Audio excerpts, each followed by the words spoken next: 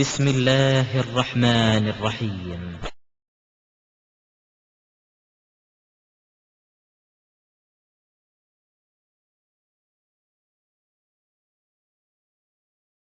கண்ணியத்திற்குரிய எல்லாம் வல்ல அல்லாஹ்வின் நல்லடியார்களே,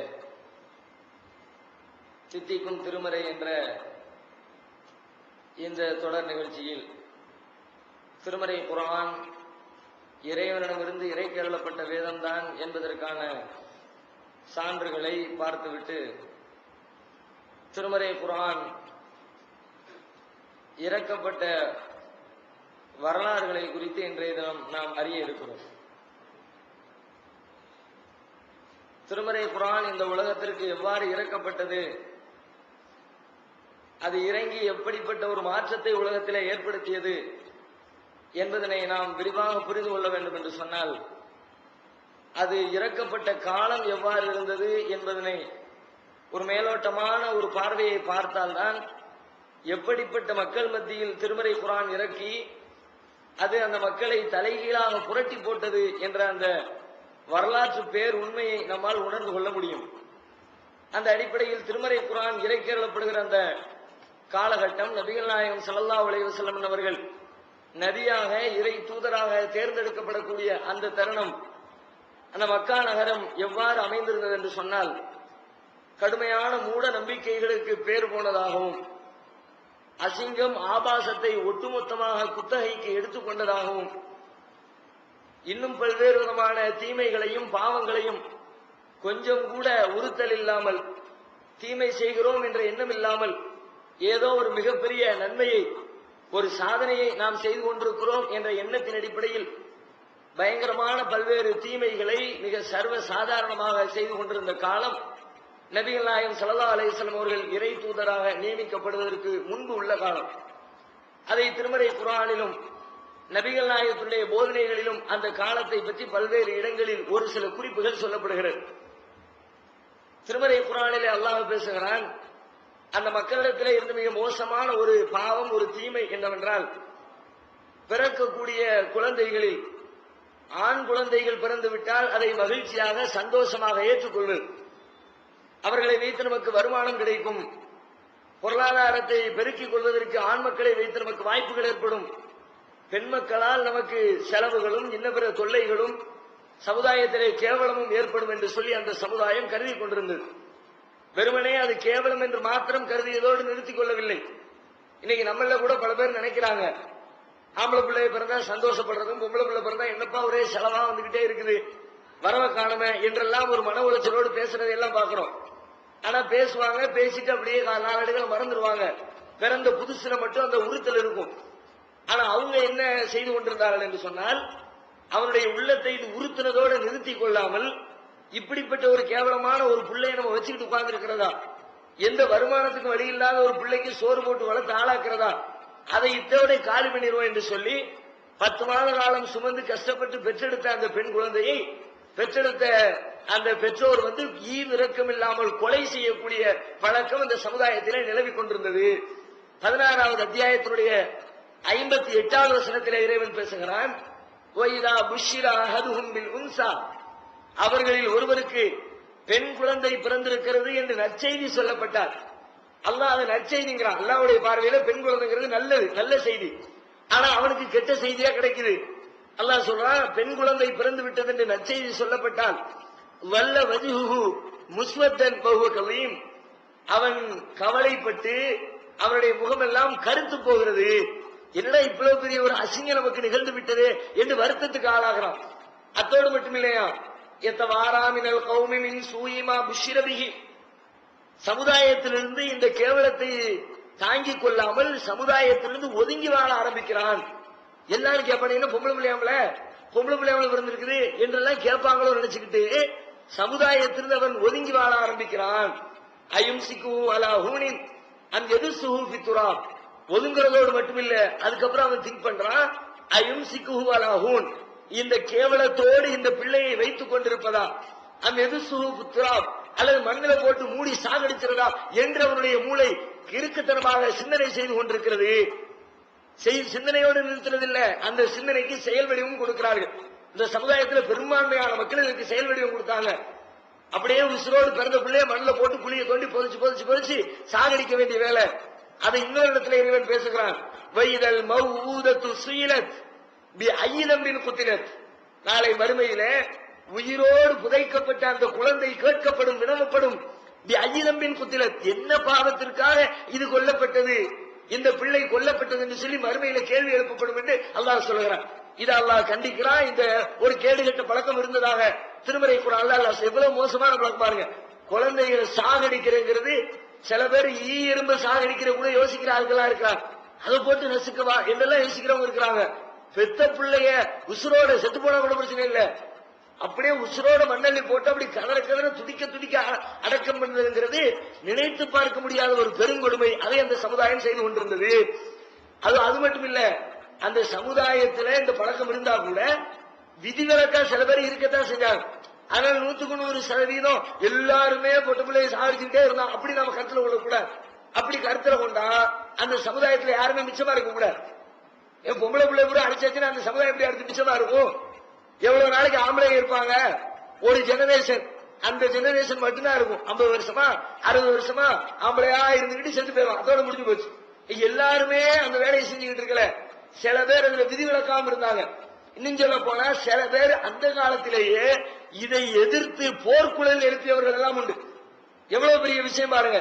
இன்னைக்கு நாம அறிவு வளர்ந்துருச்சு, நாகரிகம் பெருகிருச்சு, மனிதன் புரிந்து கொள்ளக்கூடிய அளவுக்கு வாழ்க்கையின் தரம் உயர்ந்துருச்சுன்னு சொல்றோம். இந்த காலத்துல ஒரு நன்மையை, ஒரு சத்தியத்தை, ஒரு அசத்தியத்தை மக்கள் மத்தியில எடுத்து சொல்லி அதனுடைய தீமைகளை விளக்க நினைக்கும் போது எவ்வளவு எதிர்ப்புகளை, பிரச்சனைகளை சந்திக்கிறோம். எந்த சட்டமும் இல்ல, எந்த நாகரிகமும் இல்ல, யாரு எதை செஞ்சாலும் கேட்க மாட்டாங்க. அப்படிப்பட்ட காலத்தில் சிலர் செய்யக்கூடிய தவறுகளை வேறு சில பேர் எடுத்து தடுத்து நிறுத்துவது என்பது நினைத்து பார்க்க முடியாத ஒரு போராட்டம். அப்படிப்பட்ட போராட்டமும் நபிகள் நாயகம் ஸல்லல்லாஹு அலைஹி வஸல்லம் அவர்கள், நபிகள் நாயகம் அவர்கள் இறை தூதராக நியமிக்கப்படுவதற்கு முன்பு உள்ள காலகட்டத்தில் அந்த மக்கா நகரத்தில் நடந்து கொண்டுதான் இருந்தது. அது கூட ஹதீஸ்ல பார்க்கிறோம். ஒருத்தர் இருந்தார், ஸைத் இப்னு அம்ர் இப்னு நுஃபைல் அவருடைய பேர். அவர் பேர் ஸைத். அம்ர் நுஃபைலுடைய மகன் அம்ர், அம்ருடைய மகன் ஸைத். ஸைத்னு ஒரு ஆள் இருந்தார். இந்த ஸைதை பற்றி ஹதீஸ்ல வருது. இவர் என்ன செய்வாரா, இவருடைய உள்ளத்துல இது மாதிரி பெண் குழந்தைகள் பிறக்கிறத கொள்றத பார்த்த உடனே இவரால் தாங்கிக்க முடியாது. பொம்பளை பிள்ளை பிறந்துருச்சுன்னு கேள்விப்பட்ட உடனே ஆஜராயிர வேண்டியது. கொண்டு நின்று போட்ட போலான்னு சொல்லிட்டு நேரா போய் உட்கார்ந்து பேசுறது. அப்படிலாம் கொன்றாங்களா? புகாரியில 3826வது ஹதீஸா பதிவு செய்யப்பட்டிருக்கிறது. அவர் போய் பேசுவாராம். இதா அராத ஐய குத்துலை வினத்தஹு, யாரேனும் ஒருவன் தன்னுடைய பெண் குழந்தையை புதைக்கிறான், கொல்ல போகிறான், கொல்வதற்கு முடிவெடுத்து விட்டான் என்பதை அவர் தெரிந்து கொண்டால் அவர் அவனிடத்திலே போய் சொல்வாராம், லா தக்குத்துல்லஹா, அந்த பிள்ளையை நீ கொன்னுடாத, அப்பாவி பிள்ளை நீ சாகடிச்சிடாத என்று சொல்வார். அத்தோடு நிப்பாட்ட மாட்டாரா? சும்மா போதனை மட்டும் இல்ல, வெறுமனே சொல்லிட்டு போலாம் யாரு வேணாலும். சொன்ன உடனே அவன் அப்ப நீ வச்சுக்கிறேன் எல்லாம் என்ன பண்றது? நம்ம போய் சில நேரத்துல சொல்லுவோம் சில பேருக்கு, ஏன்பா இப்படிலாம் நடக்கிற, அப்ப நீ ஏத்துக்கிற. ஒருத்தன் கடன் வாங்கியிருப்பான், வாங்கினவன் கொடுக்க மாட்டான் போய் என்ன திட்டிக்கிட்டு இருப்பான், எப்படா தருவேன் மிரட்டிக்கிட்டு இருப்பான். ஏன்டா இப்படி சத்தம் போடுறப்பா அப்படின்னு தெரியா, நீ வாங்கிப்பா சரி நீ போடா நீ விடுறா அப்படின்னா எப்படி இருக்கும் சொன்னவனுக்கு? அது மாதிரி இந்த காலத்துல சொன்னா சாதாரணமா சொல்லுவான். இன்னைக்கே சொல்லுகிறார்கள் என்றால் அன்றைக்கு வாழ்ந்த அந்த அறியாமை கால மக்கள் கண்டிப்பா சொல்லுவாங்க. அதுக்கும் அவர் தயாராத்தான் போவார். சும்மா போதனையோடு மட்டும் இல்ல, அவன் தூக்கிக்குவார். நீ என்ன தூக்கிக்கிறது, நீ சாகடிக்கிறது முடிவு எடுத்தியா, நானே எடுத்துக்கிறேன் அவரே சொல்லுவாராம். ஆனா அத்னிகா மௌனதஹா, அந்த பிள்ளையுடைய செலவு தான் பிரச்சனை. அந்த பிள்ளைக்கான செலவு எடுத்து நான் பொறுப்பேற்றுக்கிறேன், போ காசு மட்டும் தானே வேணும், நான் ஏத்துக்கிறேன் போ அப்படின்னு பாராம். அப்பவும் அவன் கேட்க மாட்டேன், காசுலாம் மேட்டர் இல்லைன்னா உடனே அந்த பிள்ளைய கையோட கூட்டிட்டு போயிடுவார். அவரே கூட்டிட்டு. இப்படி எத்தனை பொம்பளை பிள்ளைகள் வளர்த்தாரோ ஹதீஸ்ல வரல. எத்தனை பேருக்கு அவர் அடைக்கலம் கொடுத்தாரோ தெரியல. எத்தனை பேருக்கு வாழ்க்கை கொடுக்கிற உயிர் வாழக்கூடிய அந்த வாய்ப்புகளை ஏற்படுத்தி தந்தாரோ தெரியல. இப்படி கூட்டிட்டு போய் அவர் வளர்ப்பார். வளர்த்தா ஒரு அந்த பிள்ளை பருவம் அடைகிற வரைக்கும், நல்ல விவரம் தெரிகிற பெரிய குழந்தை ஆகிற வரைக்கும் அந்த பிள்ளைக்கு எல்லா விதமான பராமரிப்பையும் செஞ்சு வளர்த்து கொண்டிருப்பார். வளர்த்த ஒரு பிள்ளை பெருசான உடனே அடுத்து என்ன பண்ணுவாரு, சரி இவ்வளவு நாள் ஆயிடுச்சு, பெத்தவன் பக்கத்துல இருக்கிறான், எப்படி இருந்தாலும் தகப்பனுக்கு கொஞ்சம் பிள்ளைய பார்த்த உடனே, பெரிய பிள்ளையா பார்த்த உடனே பிள்ளைய ஆசையை வரும், பிள்ளைய சேர்த்துக்குவானான்னு கேட்டு பார்ப்போம்னு திரும்ப போய் கேட்பாங்க. பிள்ளை பெருசான உடனே பைதா தராத்து, அந்த பிள்ளை வளர்ந்து விட்டால் காலலி அதிகா இன்சித்த தஃபாத்துஹா இலைக்க, நீ விரும்பினா உன் பிள்ளை வேணா உன்ட்டு தந்துடுறேன், நீ விரும்பினா வைக்கணும் வச்சுக்க என்று சொல்லுவார். ஒயின்சித்த இல்ல அதெல்லாம் தேவையில்லை அப்படி நீ முடிவெடுத்தால் கதைத்துக்க மகனத்தகா இவ்வளவு நாள் வரைக்கும் எப்படி அந்த பிள்ளையை நான் பராமரிச்சனும் அது மாதிரி பராமரிச்சுட்டு போறேன் என்று சொல்லி அந்த பிள்ளையை தன்னோடு அழைத்து சென்றுடுவார் என்று சொல்லி ஜெயித் பின் அம்ர் பின் நுஃபைல் என்ற அவரை பற்றி ஹதீஸ்களில் சொல்லப்பட்டிருக்கிறத பாக்குறோம். அந்த காலத்துல இப்படி நடந்திருக்குது. அதனாலதான் அந்த சமுதாயம் இன்னைக்கு மிச்சமா இருக்கு. அதனாலதான் அரபியர்கள் இன்னைக்கு வரைக்கும் உயிரோடு இருக்க முடியுது. அல்லது ஒருத்தரும் இல்லாம அன்னைக்கு அந்த சமுதாயம் அழிந்து விட்டது. அந்த சமுதாயத்தில் ஒருத்தர் கூட மிச்சம் இல்ல, அரபு மொழி பேசுற யாரும் இல்ல என்ற நிலை வந்திருக்கும். அது வராமல் தடுப்பதற்கு இவர் போன்றவர்கள் காரணமாக இருந்திருக்கிறார்கள். இவர் யாரு? இவர் சும்மா சில பேருக்கு நல்ல சிந்தனை வருமே, கடவுள் நம்பிக்கை இருக்காது, இஸ்லாம் தெரியாது, இறைவனை பற்றி அறிவு இருக்காது. ஆனாலும் சில பேர் என்ன செய்வாங்கன்னா அவங்களுக்கு சில நல்ல கருத்துக்கள் மண்டையில வரும். அதை செயல்படுத்துறதுக்காக சில புரட்சிகரமான வேலைகளை செய்வாங்க. சும்மா ரசூல் ஸல்லல்லாஹு அலைஹி வஸல்லம் அவங்களுக்கு இஸ்லாம் கொடுக்கப்படுறதுக்கு முன்னாடி, அவர்களுக்கு இஸ்லாம் என்றால் என்னவென்று தெரிவதற்கு முன்னாடி இவரா கஷ்டப்பட்டு அலைஞ்சு திரிஞ்சு சிரியாவுக்கு ஷாமுக்கெல்லாம் போய் கிறிஸ்தவர்களை சந்திக்கிறாரு, யூதர்களை சந்திக்கிறாரு, போய் பார்த்து பேசுறாரு. கடைசியில என்ன மார்க்கங்களை கண்டுபிடிச்சு இப்ராஹிமுடைய மார்க்கம் தான் சத்தியம், அல்லாஹ் ஒருத்தன் தான் உண்மை, அவனைத்தான் வணங்கணும் என்பதை விளங்கி கொண்டு இந்த போதை அவர் செய்யறார். வெறுமனே ஒரு நல்லெண்ணத்தின் அடிப்படையில் அவர் செஞ்சிடல. இப்னு உமர் ரலியல்லாஹு அன்ஹு அறிவிக்கிறாங்க, புகாரில 3826 ஹதீஸா பதிவு செய்யப்பட்டிருக்கிறது. யா மாஷர குரைஷ், காபால நின்னுக்குவாராம், குறைஷிகளை பார்த்து சொல்வாராம், யா மாஷர குரைஷ், குறைஷிகளே, வல்லாஹி மா மின்கும் அலா தீனி இப்ராஹிம கைரி, அல்லாஹ் மீது சத்தியமாக உங்கள இன்னைக்கு என்ன தவிர இந்த இப்ராஹிமுடைய மார்க்கத்தை பின்பற்றுறதுக்கு ஒருத்தனையும் காணமுப்பா. நேரான மார்க்கம், சத்திய மார்க்கம் இப்ராஹிமுடைய மார்க்கம், ஒரு பேரும் ஃபாலோ பண்ண மாட்டேங்கிறீங்களே, நான் மட்டும்தானே ஃபாலோ பண்ணிக்கிட்டு இருக்கிறேன் என்று அவர் பேசிக் கொண்டிருப்பார். ரசூலுல்லாஹ்வுக்கு முந்திய அந்த சத்தியத்துல அல்ல ரசூலுல்லாஹ் சொல்றாங்களே, இந்த சத்தியம் என்பது அப்படி தொடர்ச்சியா இருக்கும்.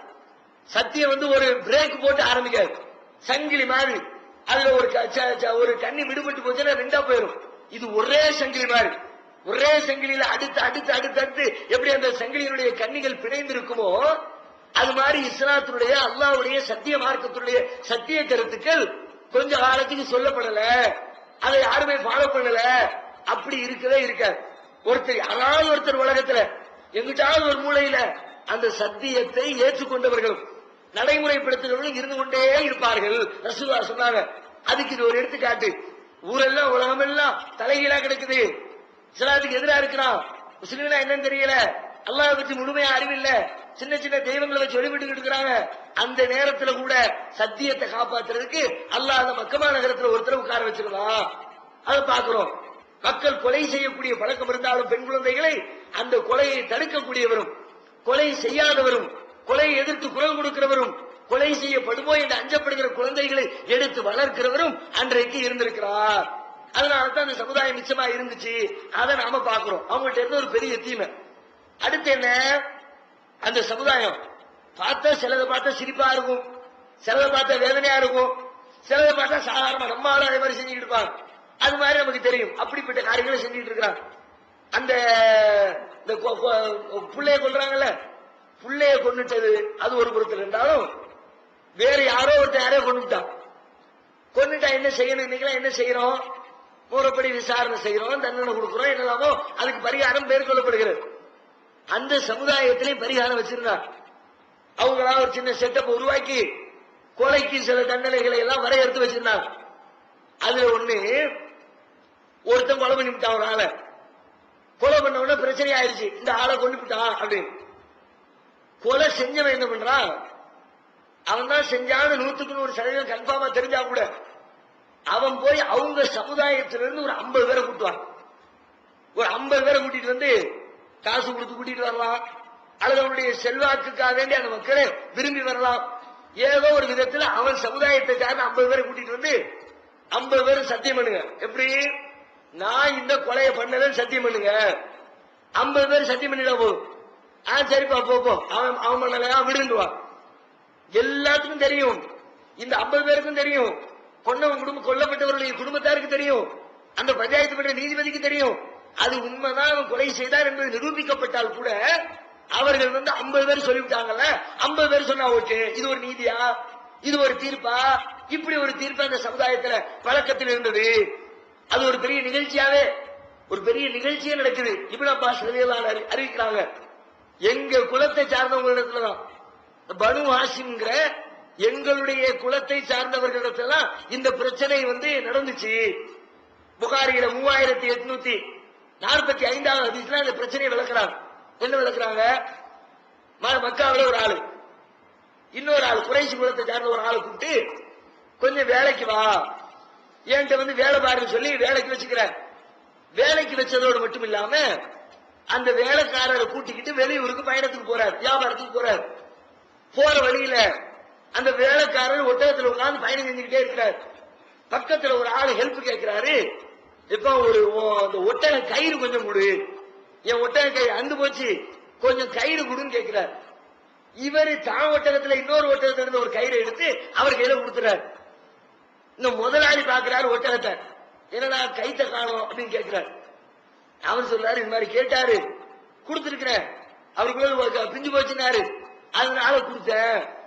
இந்த ஆளுக்கு டென்ஷன் ஆயிட்டு, முதலாளி நீ என்கிட்ட கேட்காம எப்படி கொடுப்ப, எப்படி நீ அடுத்தவங்க தூக்கி கொடுக்க போச்சு, இத நீ எனக்கு துரோகம் பண்ணிட்ட மாதிரி அந்த ஆளு எடுத்து ஒரு பெரிய கட்டையத்துக்கு மண்டையில ஓங்கி ஒரு சாட்டி போட்ட போடுல அந்த வேலைக்காரன் கிறங்கி விழுந்து, இந்த மூசா அலைஹிஸ்ஸலாம் குத்து விடுவாங்களே, ஒற்ற குத்துல இப்ப கலாம் முடிஞ்சது காரியங்கிற மாதிரி போட்ட ஒற்ற போடு அந்த ஆளு கருகலாக்கு வந்துருவாரு, சக்கராத்து ஆளுக்கு வந்துருவாரு. உயிர் போகிற அளவுக்கு பயங்கரமா அடிச்சிருவான். அடிச்சு குற்றுயிரும் குறையுமா கிடப்பாரு. கொஞ்சம் கூட உணர்வு இல்லாம செத்து தொலைகிறாய் பெண்ணை போன என்ன அப்படிங்கிற மாதிரி நினைச்சுக்கிட்டு இந்த ஆள் அப்படியே நின்றுட்டே இருக்க. அப்ப பார்க்க அந்த ஆளு சாவுடைய கடைசி நிமிடத்தில் இருக்கக்கூடிய அந்த மனிதரை கடந்து ஒரு ஆள் போறார், யமன் தேசத்தை சார்ந்த ஒரு ஆள். அப்ப இவர் அவரை கூப்பிட்டு கடைசி நேரத்தில் உயிர் போற நேரத்தில் சொல்றாரு, நீ மக்காவுக்கு போவியா கேட்க. ஆமா நான் போனாலும் போவேன். போனா அங்க அபூ தாலிப் ஒருத்தர் இருப்பாரு, அவரை கூப்பிட்டு நீ விவரத்தை சொல்லு, இந்த இருக்கான முதலாளி ஒரு சாதாரண கைத்துக்காக என்ன அடிச்சு கொண்டு விட்டான்ற செய்தியை அபூ தாலிப் நீ சொல்லிடணும்னு சொல்லிவிட்டு ஆள் மண்டை விட்டார். இந்த ஆளுக்கு முதலாளி போனாரு, வியாபாரம் முடிஞ்சது, முடிச்சு விட்டு திரும்ப ஊருக்கு திரும்பி வந்தாரு. திரும்பி வந்த பிறகு பார்த்தா இந்த ஆள் அந்த ஹஜ்ஜுக்கு போறாரு, மக்காவுக்கு போனாரு, எவன் தேசக்காரு, அந்த ஆள் நேரா ஊருக்குள்ள யாருப்பா அபூ தாலிப்னு கேட்டு அபூ தாலிப் வருத்த சொல்லிவிட்டார். அபூ தாலிப் இன்னைக்கு ஊர்ல ஒரு பெரிய பிரமுகர். அபூ தாலிப் இந்த ஆள் கூப்பிடுறாரு, கூப்பிட்டு என்ன பண்ண இருந்துச்சு, அந்த ஆள் எங்கப்பா, அந்த ஆளு இல்ல அப்படி அப்படி போச்சு இப்படி போச்சு, சோம்பலாம இருந்தாரு, செத்து போயிட்டாரா, சாட்சி வந்துருச்சு, செய்தி வந்துருச்சு, நீ தான் கொண்டு இருக்கிற, நான் உன்கிட்ட சொல்றேன் என் வார்த்தைக்கு நீ கட்டுப்படணும் அப்படின்னு ஒரு 3 திட்டத்தை சொல்ற, ஒரு 3 சாய்ஸ் உனக்கு தர்றேன், 3ல எதையாவது ஒண்ணு தேர்ந்தெடுத்துக்கலாம், நீ இஃப்தர் மின்னா இஹ்தா ஸலாசின், நான் உனக்கு 3 சொல்லுவேன், 3ல ஒண்ணு தேர்ந்தெடுத்துக்க. அன்து அத்திய மியாத்தம் மினல் இபில், இந்த கொலைக்கு பகரமாக நீ விரும்பினா 100 ஒட்டகத்தை நஷ்டஈடா கொடு, இல்ல ஒட்டகம் கொடுக்க உனக்கு விருப்பம் இல்லையா, இந்த ஆளை கொன்னதுக்காக வேண்டி ஓ சமுதாயத்திலிருந்து 50 பேரை கூட்டிட்டு வந்து வழக்கம் போல சத்தியம் பண்ணு, அதுவும் இல்லையா ஒண்ணு நாங்க போட்டு செல்ல வேண்டியது இருக்கும், எது சௌரியம் சொல்லுங்கிற. கடைசியில இந்த ஆளு போறாரு, போய் 50 பேரை கூட்டு வர்றாரு, கூட்டு வந்து சத்தியம் பண்ற எல்லாரும் எவனுக்கு தெரியவே செய்யாது எப்படி இருந்தாங்க.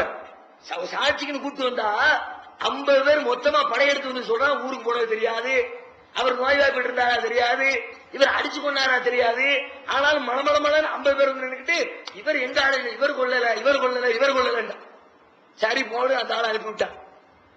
அவர் கொலை செய்தார் என்று நிரூபிக்கப்பட்டால் கூட 50 பேர் சாட்சி சொன்னா தேவையில்லை. இது எவ்வளவு பெரிய மடத்தனமான காரியத்தை, ஒரு உயிர் விஷயத்துல ஒரு சாதாரண வெட்டுறத பிரச்சனை இல்ல, ஒரு 50 ரூபா 100 ரூபா ஒரு காசு பணம், ஒரு ஆடு மாடு ஒட்டகம், அதுக்காக வேண்டி இப்படி எல்லாம் பஞ்சாயத்து பண்ணாங்கன்னா சரி போய் தொலைது விட்டுலாம்.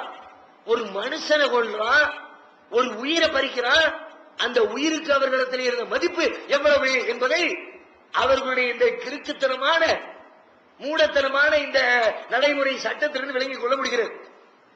அது மட்டும் இல்ல, அதை விட பெரிய குத்து பாருங்க, வெக்கம் மானம் சூடு சொரண ரோஷம் மரியாதை சொல்லுங்க, அது 1% கூட அவங்கள்ட்ட இருந்துச்சானே தெரியும்.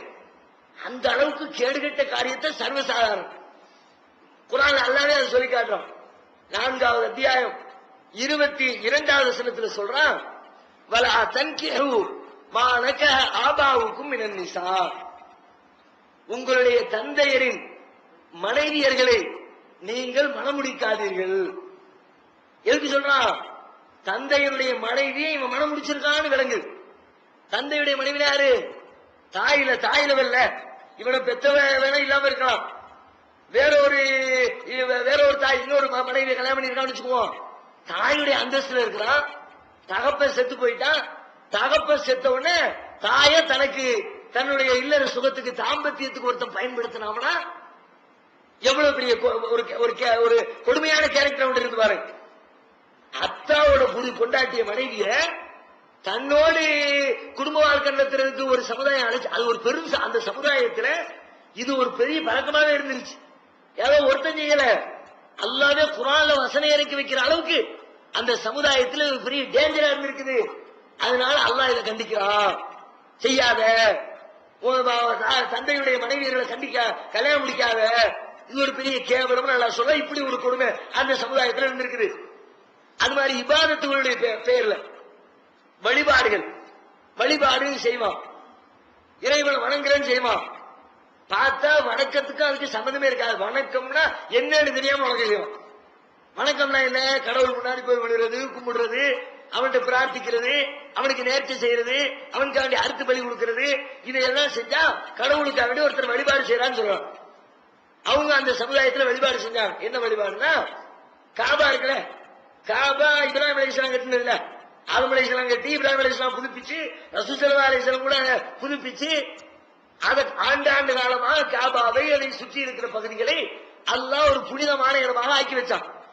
அங்க இப்ராஹிம் அலைஹிஸ்ஸலாம் ஹஜ்ஜுக்காக வேண்டிய அழைப்பு கொடுத்து ஹஜ் செய்யக்கூடிய பழக்கத்தை ஏற்படுத்தி வச்சுட்டு போனதுனால அப்படியே தொன்று தொட்டு கொள்கைகள் மாற்றப்பட்டாலும் இந்த காபாவை புனிதமானதுன்னு கருதுறதும் காபாவில் வந்து ஹஜ் செய்யக்கூடிய பழக்கமும் அந்த சமுதாயத்தில் இருந்துச்சு.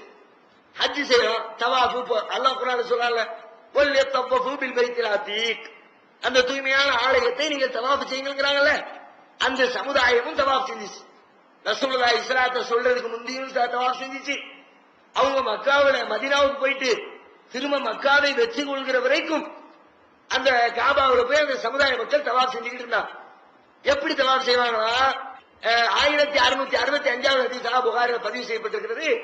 ஹிஷாம் இப்னு உர்வா என்ற நபித்தோழர் அறிவிக்கிறார், கானன் நாசு யத்தஃபூன பில் ஜாஹிலியத்தி உராத்தன், மக்கள் எல்லாம் அறியாமை காலத்துல காபாவை தவாஃப் செய்வாங்க, மேடையில ஒட்டு துணி இல்லாம. ஆம்பளை பொம்பளை எல்லாம் தவாஃப் செய்யும், ஒரு ட்ரெஸ் இருக்க. எவ்வளவு அசிங்கமா இருக்கு, எவ்வளவு அருவருப்பான ஒரு காரியத்தை சர்வசாதாரணமா.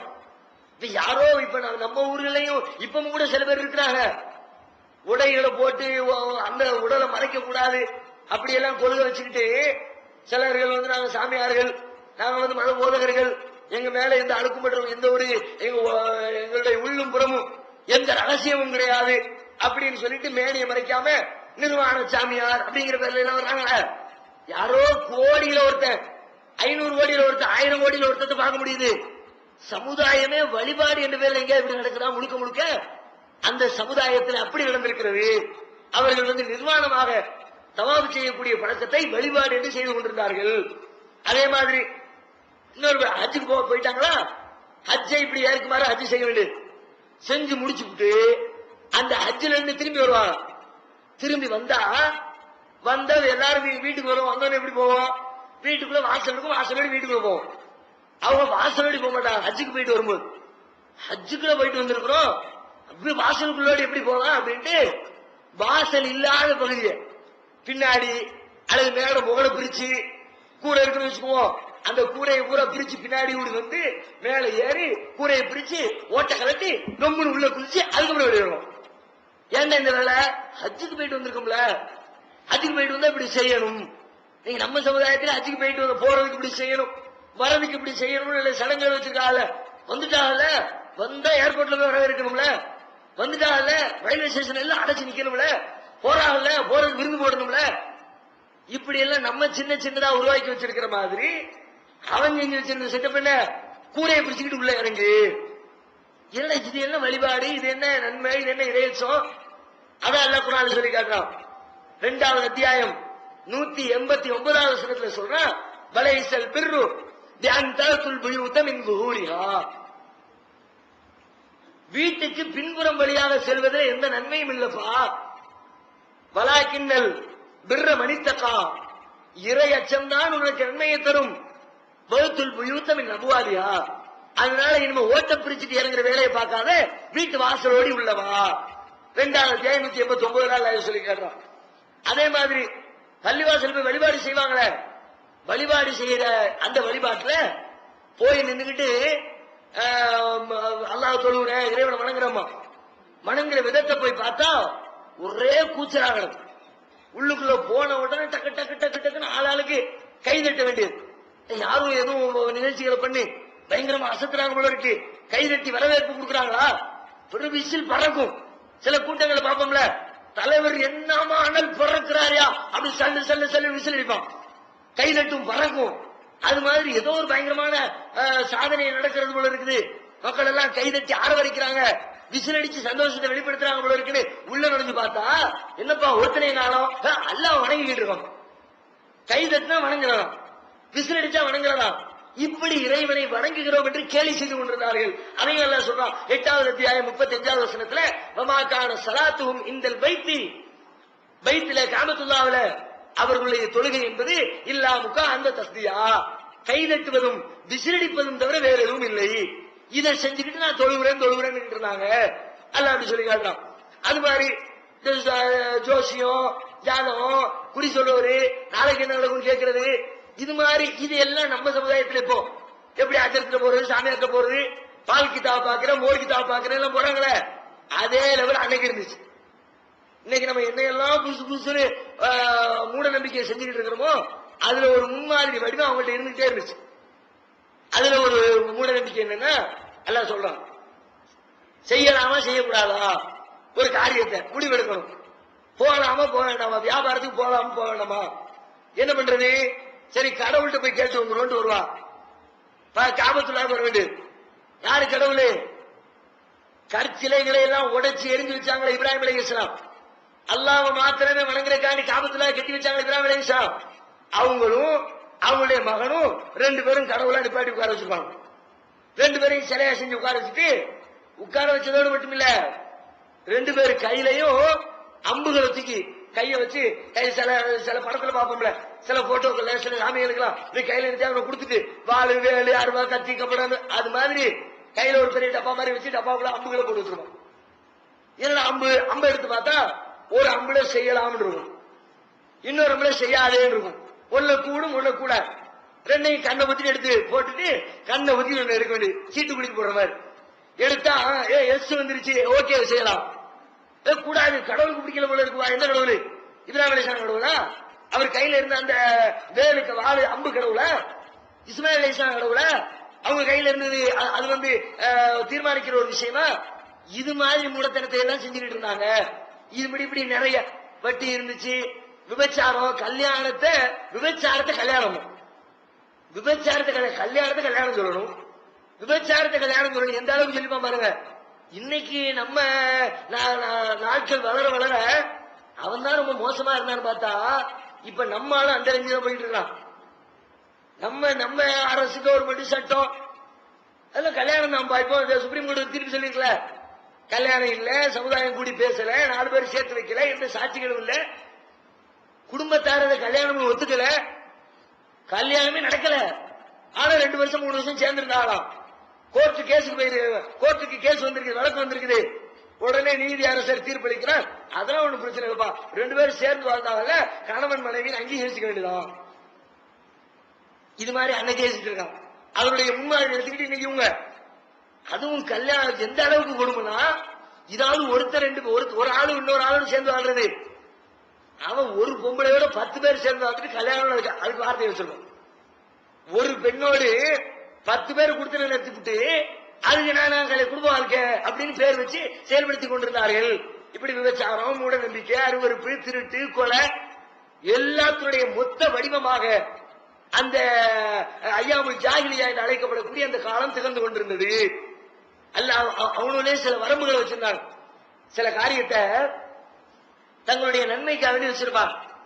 எப்படின்னா சதாவும் சண்டை போட்டுக்கிட்டு வெட்டிக்கிட்டு குத்திக்கிட்டு இருக்கிறவங்க ஒரு 4 மாசம் கொஞ்சம் ரிலாக்ஸா ரெஸ்ட் எடுத்துட்டு வெட்டினோம்னா நல்லா இருக்குமேன்ட்டு 4 மாசம் வெட்டக்கூடாது.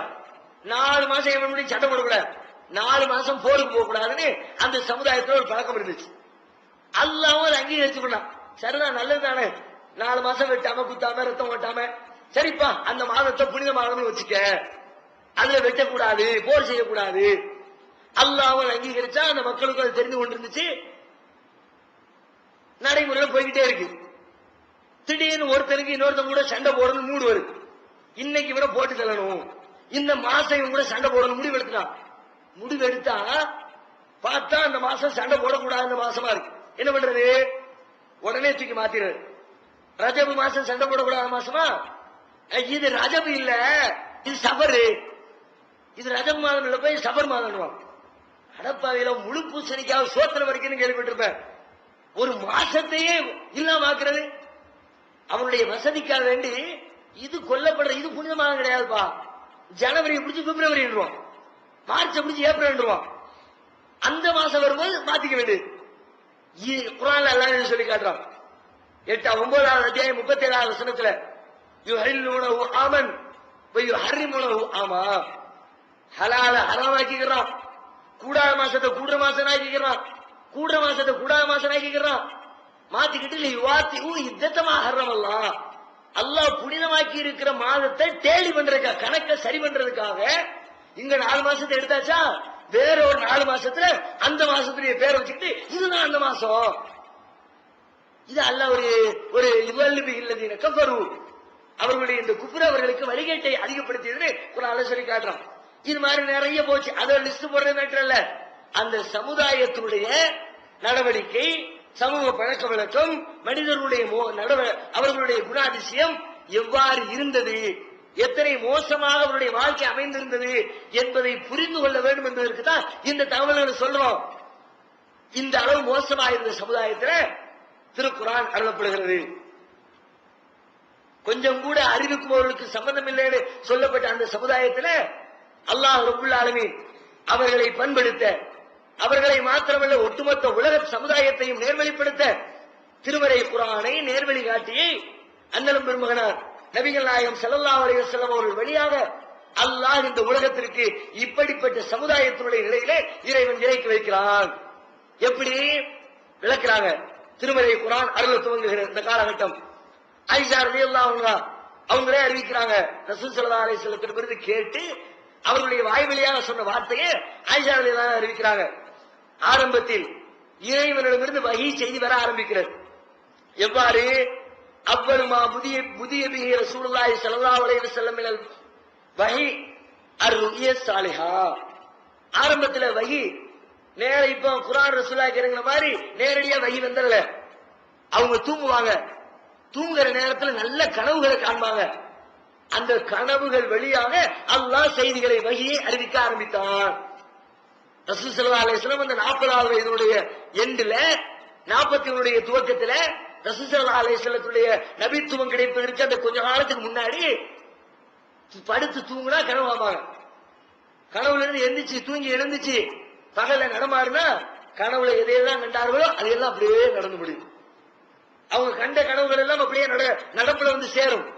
வெள்ளை விளையர் என்ற அதிகாலை பொழுதை போன்று மிக தெளிவான அந்த கனவை அல்லாஹ்வுடைய தூதர் காண்பார்கள். இப்படியே அல்லாஹ் சொல்லிக்கிட்டே இருக்கிறான். அந்த கனவு வழியா சொல்லிக்கிட்டே இருக்கும்போது அப்பதான் ரசூல் ஸல்லல்லாஹு அலைஹி வஸல்லம் உள்ளத்தை இந்த நிகழ்வுகள் எல்லாம் பாதிக்குது. கொல்லுறான், பிள்ளைங்களை கொல்றான், ஏமாத்துறாங்க, வழிபாடுன்னு பேர்ல மூட நம்பிக்கையில மூழ்கி கிடக்குறாங்க. என்ன மனிதர்களப்பா, என்ன இது, என்ன வாழ்க்கை, எதுதான் உண்மை தெரியலையே அப்படின்னு அந்த குழப்பத்துல இந்த சமுதாயத்தோடு சேர்ந்து வாழ பிடிக்காம அல்லாஹ்வுடைய தூதர் அந்த ஊரை விட்டு ஒதுங்கி ஒதுக்குப்புறமா இருக்கக்கூடிய ஹிரா என்ற மலை குகையில போய் ரசூல் ஸல்லல்லாஹு அலைஹி வஸல்லம் தஞ்சம் புகுந்து விடுகிறார்கள். அப்படியே போய் உட்கார்ந்துருது.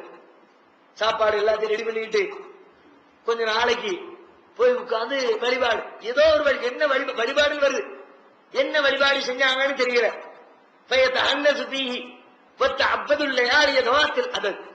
பல நாட்கள் ரசூல் ஸல்லல்லாஹு அலைஹி வஸல்லம் போய் உட்கார்ந்து அப்படியே வழிபாட்டுல ஈடுபட்டு அப்படியே உட்கார்ந்துருப்பாங்க. தனியா போய் உட்கார்ந்து இருக்கிறாங்க. நாள் அப்படியே போகும், கையில கொண்டு வந்த சாப்பாடு எல்லாம் காலியாகும். காலியானதுக்கு பிறகு திரும்ப இறங்கி வருவாங்க.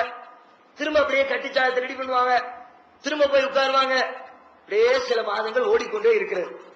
ஓடிக்கொண்டே இருக்கு. ஒரு நாள் ஆயிஷா அறிவிக்கிறார்கள், ஃபஜாஅஹுல் மலக், அவர்கள் அந்த ஹிரா குகையிலே அமர்ந்திருக்கிற தருணத்தில் வானவர் இறைவனுடைய அந்த மலக்கு அந்த குகைக்கு வருகிறார்.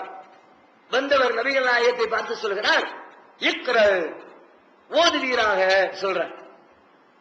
ரசூல் ஸல்லல்லாஹு அலைஹி வஸல்லம் அப்பாவியா பதில் சொல்றார், மாநபி காரியின், நான் ஓத தெரிந்தவன் இல்லையே, எனக்கு ஓத தெரியாது. சொன்ன உடனே என்னை அவர் பிடித்தார், இறுக அணைத்தார். ஹத்தா பலக மின்னியல் ஜுஹுது, நான் அப்படியே திணற ஆரம்பித்தேன். பிடிச்சா ரசூலுல்லாஹ் திணறாங்க. விட்டுறாரு. விட்டுட்டு இப்ப சொல்ற சும்மா ஏற்கிறார், ஓது அப்படிங்கிறார். திரும்பவும் அதே பதில், ஓத தெரியாத, நான் ஓத தெரிந்தவன் இல்லையே. ரெண்டாம் மட்டும் திரும்ப கட்டி பிடிக்கிறாரு, இருக்க அணைக்கிறாரு, விடுறாரு, மீண்டும் சொல்றாரு.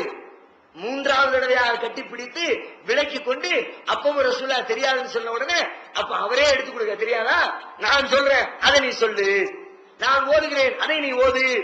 இக்ர பிஸ்மி ரப்பிக்கல்லதி ஹலக், ஹலகல் இன்சான மின் அலக், இக்ர வ ரப்புக்கல் அக்ரம் அல்லதி அல்லம பில் கலம். ரசூலுல்லாஹ் அப்படியே திரும்ப சொன்னாங்க, இக்ர பிஸ்மி ரப்பிக்கல்லதி ஹலக், படைத்த உமது இறைவனின் பெயரால் ஓதுவீராக. ஹலகல் இன்சான மின் அலக், அவன்தான் மனிதனை அலக்கில் இருந்து படைத்தான். இக்ர வ ரப்புக்கல் அக்ரம், ஓதுவீராக, உமது இறைவன் சங்கை மிக்கவன். அல்லதி அல்லம பில் கலம், அவன்தான் எழுதுகோலை கொண்டு எழுத கற்றுக் கொடுத்தான். அல்லமல் இன்சான மாலம் யாலம், மனிதன் அறியாத செய்திகளை அவனுக்கு இறைவன் தான் கற்றுக் கொடுத்தான். அந்த ரப்புடைய பேரால ஓது சொன்னாரு. ஓதுனாங்க. ஓதுன உடனே கிளம்பி வந்துட்டாங்க. அதுக்கப்புறம் போயிட்டாரு மலக்கு. போன பிறகு பட படக்குது, யாருடா இது, என்னத்தடா சொன்னார், ஓத சொன்னார, என்ன இப்படி இப்படி வந்து கட்டி பிடிச்சு விட்டார, நெஞ்சு பட படக்க. எரிஜுபு ஃபரஜா பிஹா ரசூலுல்லாஹி ஸல்லல்லாஹு அலைஹி வஸல்லம், எரிஜுபு ஃபுஆதுஹு, அவருடைய இதயம் படபடக்க அல்லாஹ்வுடைய தூதர் திரும்புகிறார்கள். ஃபதகல அலா கதீஜா, கதீஜாவுடைய இல்லத்திற்கு நுழைகிறார்கள். ஃபகால் ஜம்மிலூனி ஜம்மிலூனி, என்னை போர்த்துங்கள் என்னை போர்த்துங்கள். படபடப்புல வேதனையில நடுங்கிக்கிட்டு வந்து போர்த்துங்க போர்த்துங்கிறான். போர்த்தி விட்டாச்சு, ஆளை படுக்க விட்டாச்சு. கொஞ்ச நேரம் அப்படியே ரெஸ்ட் எடுக்கிறான். பயம் தெளியுது, படபடப்பு குறையுது. அதுக்கப்புறம் உட்கார்ந்து பக்கத்துல போய் உட்கார்றாங்க. ரசூலுல்லாஹ் விளக்குறாங்க, என்னாச்சு, என்ன நடந்துச்சு. கல்லா இது அவங்க விவரத்து போற சொல்ல மாறி வந்தாரு, போனார். எனக்கு என்னமோ ஆயிருமோ நான் பயப்படுறேன். ரசூலுல்லாஹ் சொல்லாங்க, எனக்கு எதுவும் ஆயிருமோ எனக்கு அச்சமா இருக்குது, என்னன்னே தெரியலையே. அல்லாஹ் தூதரா தேர்ந்தெடுத்துட்டான், ஆனா தூதருக்கு தெரியல நம்ம தூதரா தேர்ந்தெடுக்கப்பட்டிருக்கிறோம் விவரம் தெரியல, என்னமோ நடந்துருச்சுன்னு பயத்துல. அப்போ இவங்க சொல்றாங்க, கணவர் பயத்துல வந்த நேரத்துல ஒரு மனைவி எவ்வாறு நடந்து கொள்ள வேண்டும் என்பதற்கு அன்னை கதீஜா ரலியல்லாஹு அன்ஹா அவர்களே இந்த வார்த்தைகள் அப்படி முத்து முத்தான வார்த்தை. ரசூலுல்லாஹ்வுக்கு ஆதரவு கொடுக்கிறாங்க. அல்லாஹ் குர்ஆன்ல சொன்னாங்க, உங்களுடைய ஜோடிய உங்கள்ல இருந்து உங்களுக்கு மன அமைதி கிடைக்கிறதுக்காண்டி படைச்சேன்னானே. மனைவி மார்கள் அப்படி இருக்கணும். பல குடும்பத்துல அப்படி இருக்கிறது இல்ல. நாம போவாதேன்னு சொல்லி சொன்ன பிறகு போய் கிடந்துக்கிட்டு படிக்குத அப்படி இப்படி அப்படின்னு சொல்லக்கூடிய மனைவிமார்களை பாக்குறோம். மனைவி அப்படி இருக்கக்கூடாது. பதட்டம் குறைப்பவளாக, கணவனுடைய பீதி குறைப்பவளாக, உள்ளத்திற்கு சமாதானம் தருகிறதா இருக்கணும். என்ன நடக்குது சொல்றாங்க, ஏன் பயப்படுறிய, கல்லா வல்லாஹி மா யுஸீகல்லாஹு அபதா, அல்லாஹ் உங்களை ஒரு காலம் இழிவுபடுத்த மாட்டான். உங்களுக்கு ஒண்ணு ஆயிடாது.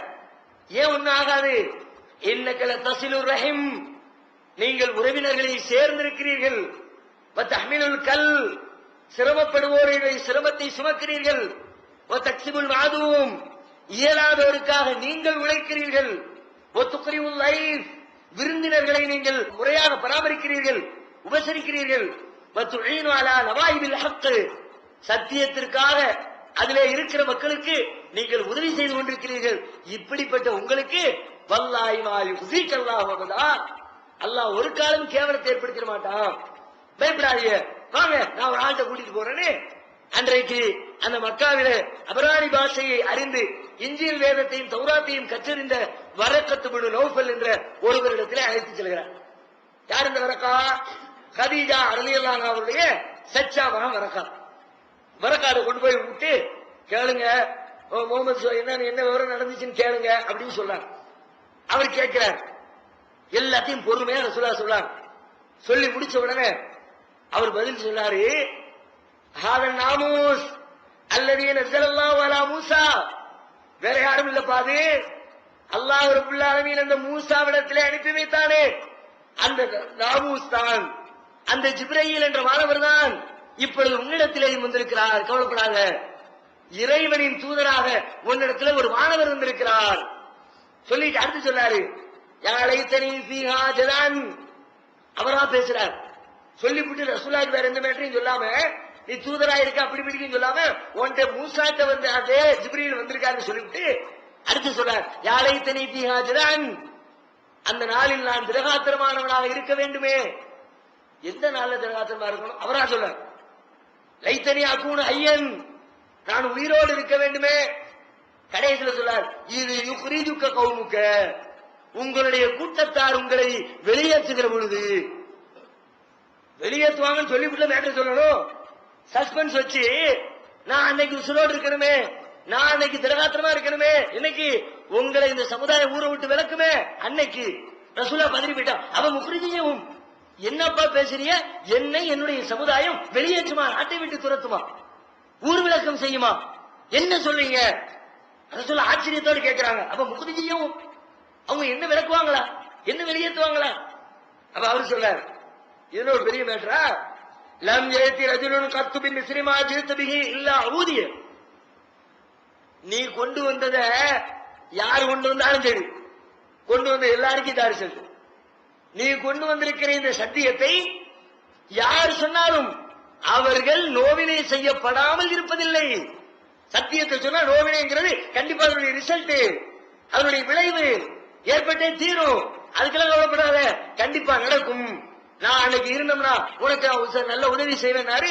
இருக்கல கூடி கொஞ்ச நாளே மூத்தா போயிட்டார். என்னைக்கு நடக்குது இது? இன்றைய அந்த தினத்தில் தான் நபிகள் நாயகம் ஸல்லல்லாஹு அலைஹி வஸல்லம் அவர்கள் முதலாக நபியாக தேர்ந்தெடுக்கப்பட்டிருக்க. என்னைக்கு அல்லாஹ் குர்ஆனை இறக்க ஆரம்பிச்சான், என்னைக்கு நடக்குது இது? எந்த மாசத்துல நடக்குது? அந்த நடந்த காலம் இது. குர்ஆன்ல வேற ஒரு வசனம் விளக்குது. 2வது அத்தியாயம் 185வது வசனம், ஷஹ்ரு ரமலான் அல்லதி உன்சில ஃபீஹில் குர்ஆன் ஹுதல் லின்னாஸ் வ பையினாத்தின் மினல் ஹுதா வல் ஃபுர்கான். ஷஹ்ரு ரமலான், ரமலானுடைய மாதம், அல்லதி உன்சில ஃபீஹில் குர்ஆன், அதில்தான் குர்ஆன் இறக்கப்பட்டது. என்னைக்கு நடந்துச்சு இந்த நிகழ்வு? நாம உட்கார்ந்து இருக்கிற இந்த மாசத்துலதான் இந்த நிகழ்ச்சி. கதீஜா பேசுனது, அவங்க சொன்னது, ரசூலுல்லாஹ் அங்க இருந்தது, வரக்காட்டு போனது, அவங்க உபதேசம் பண்ணது, ஜிப்ரீல் ஓதுனது, எல்லாம் நடந்தது நாம் அமர்ந்திருக்கிற இந்த மாதத்தில். இந்த மாதத்தில் என்ன டேட், என்னைக்கு, எந்த நாளில்? கடைசி 10 நாள்ல ஒரு நாள். அதை இன்னொரு வசனம் விளக்குது. ஒரு அத்தியாயத்தையே எல்லாம் சொல்லி விளக்குறான். 97வது அத்தியாயம், இன்னா அன்ஸல்னாஹு ஃபீ லைலத்தில் கத்ர், மகத்துவம் நிறைந்த இரவிலே இந்த குர்ஆனை நாம் இறக்கி வைத்தோம். அப்ப இது நைட்ல நடந்திருக்குன்னு விளங்குது. அவர் கட்டி பிடிச்சது எப்போ? காலையில 10 மணிக்கு கட்டி பிடிக்கல, நைட்ல நடந்திருக்குது. இரவில் இறக்கி வைத்தோம், புனிதம் நிறைந்த மகத்துவம் நிறைந்த இரவில் நாம் இறக்கிறோம். வமா அத்ராக மா லைலத்துல் கத்ர், கண்ணியம் நிறைந்த இரவு என்றால் எது என்று உமக்கு தெரியுமா? லைலத்துல் கத்ரி கைரும் மின் அல்ஃபி ஷஹர், கண்ணியம் மிக்க இரவு என்பது 1000 மாதங்களை விட சிறந்த இரவு. தனஸ்ஸலுல் மலாயிகத்து வர்ரூஹ், அந்த நாளில் அன்னைக்கு ரூஹ் இறங்கி வந்தார், ஜிப்ரீல் இறங்கி வந்தார. தனஸ்ஸலுல் மலாயிகத்து, மலக்குகள் இறங்குவார்கள். வர்ரூஹ், ரூஹ் என்று அழைக்கப்படுகிற ஜிப்ரீல் இறங்குவார். ஃபியா மின் குல்லி அம்ரின், தனஸ்ஸலுல் மலாயிகத்து வர்ரூஹ் ஃபியா பிகுல் மின் குல்லி அம்ரின் சலாம். அன்னைக்கு எல்லா பக்கம் அமைதி, சலாம், சாந்தி என்று சொல்லப்படும். சாந்தி தான் நிறைந்திருக்கும். ஹிய ஹத்தா மத்லஇல் ஃபஜ்ர், இது அந்த நாளுடைய சுபுகு வருகின்ற வரைக்கும் சலாமும் சாந்தியும் அமைதியும் நிலைத்திருக்கக்கூடிய, வானவர்களும் ஜிப்ரீலும் இறங்கக்கூடிய 1000 மாதங்களை விட சிறப்பு மிகுந்த இரவாக திகழக்கூடிய இரவுதான் கதிர் என்ற கண்ணியம் நிறைந்த மகத்துவம் நிறைந்த இரவு. அந்த இரவில் தான் இந்த திருமறை குர்ஆன் உலகத்திற்கு நேர்வழி காட்டக்கூடிய சத்தியத்தையும் அசத்தியத்தையும் உலகத்திற்கு பிரித்து தரக்கூடிய அந்த வேதம் இறக்கி அருளப்பட்ட முதல் தினம் என்று அல்லாஹ் திருமறையுடைய அந்த துவக்க தினத்தை நமக்கு சொல்லித் தருகிறார். இன்னும் பல செய்திகள் அதனுடைய வரலாற்றை நாம் அறிய இருக்கிறோம். இன்ஷா அல்லாஹ் வரும் நாட்களில் அதனை தொடர்ந்து பார்ப்போம்.